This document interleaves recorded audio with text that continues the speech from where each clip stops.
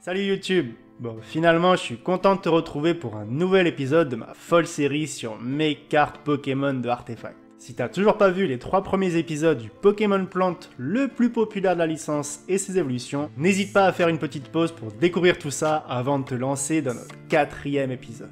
N'hésite pas à t'abonner et à activer la petite cloche si tu ne veux pas rater la suite de mes prochaines vidéos sur Pokémon.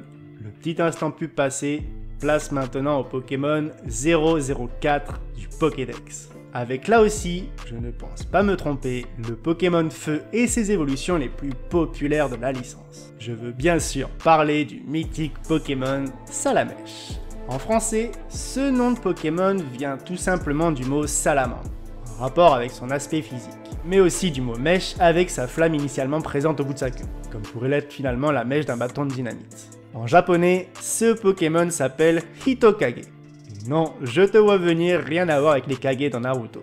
Ce nom fait plutôt référence au mot Hi, qui veut dire feu, et du mot Tokage, qui voudrait dire lézard.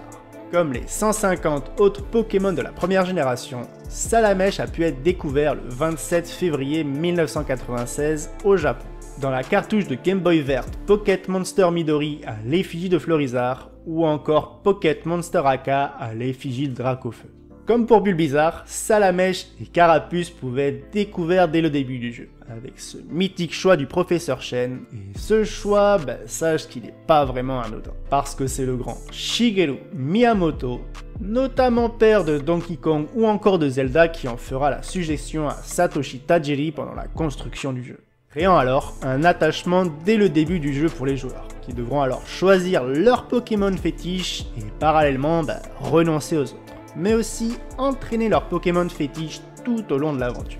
Satoshi Tajiri acceptera sans discuter cette idée fusionnelle du joueur avec ses Pokémon, parce que l'origine, il s'agissait tout simplement d'aller capturer ces créatures les plus faibles dans les hautes herbes près du village, et de s'en débarrasser une fois de plus fort trouvées durant l'aventure. Il avouera d'ailleurs dans un magazine que c'était le meilleur choix à faire, parce qu'il était finalement en train de créer un jeu d'avare. Dans la série télévisée Pokémon La Ligue Indigo, tu pouvais découvrir pour la première fois Salamèche dans l'épisode 11, le Pokémon abandonné. Un épisode où tu retrouvais nos héros Sacha, Pierre, Ondine et Pikachu en route pour le village de Carmin-sur-Mer, en quête du 3e badge de Sacha. Et c'est sur cette route, bien évidemment, qu'ils feront la rencontre d'un Salamèche plutôt mal en point allongé sur un rocher. Sacha essaiera de le capturer, mais sans succès, car celui-ci avait déjà, semble-t-il, un propriétaire qui, on l'apprendra un peu plus tard dans l'aventure, avait décidé de l'abandonner lâchement ici sous ses pluies battantes parce qu'il était un peu trop faible à son goût. Pour résumer la suite de cet épisode, Sacha et ses amis récupèrent en urgence ce Salamèche pour le mener à une infirmerie. Ils foutent logiquement une raclée au dresseur peu respectueux, et Sacha obtient alors son nouveau Pokémon.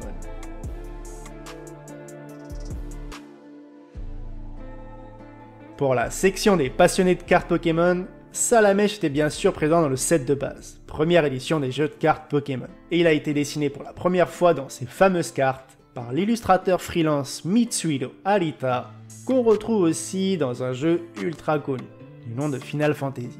Si tu souhaites aujourd'hui faire l'ultime acquisition du Salamèche édition 1 set de base, là aussi tu devras y mettre le prix, parce que si tu vas avoir cette carte certifiée et en bon état, on arrive déjà sur plusieurs centaines d'euros. Moi, j'ai réussi à trouver ce Salamèche sur eBay avec une note de 9 seulement pour déjà 219 euros. Et il faut savoir, si tu veux avoir la collection complète de ce Salamèche, tu devras en trouver 34 au total. D'où mon fameux Nindo, j'ai pas l'argent, mais j'ai le temps. Et avec ce temps-là, je me crée ma carte de Salamèche. Donc pour mon premier design du Pokémon Feu, on peut dire que j'ai fait les choses à ma manière. Je pense spoiler personne en disant que sa dernière évolution est bien sûr un dragon ultime pour tous les connaisseurs. Donc pour moi, le Salamèche de Artefact devait obligatoirement avoir une tête de dragon à la base, notamment avec ses moustaches et son visage un poil plus agressif que l'original. Et déjà, désolé pour tous ceux qui voulaient voir le croquis en traditionnel, je sais pas ce que j'ai foutu avec mes fichiers et j'ai dû le supprimer. Enfin bref, c'est comme ça.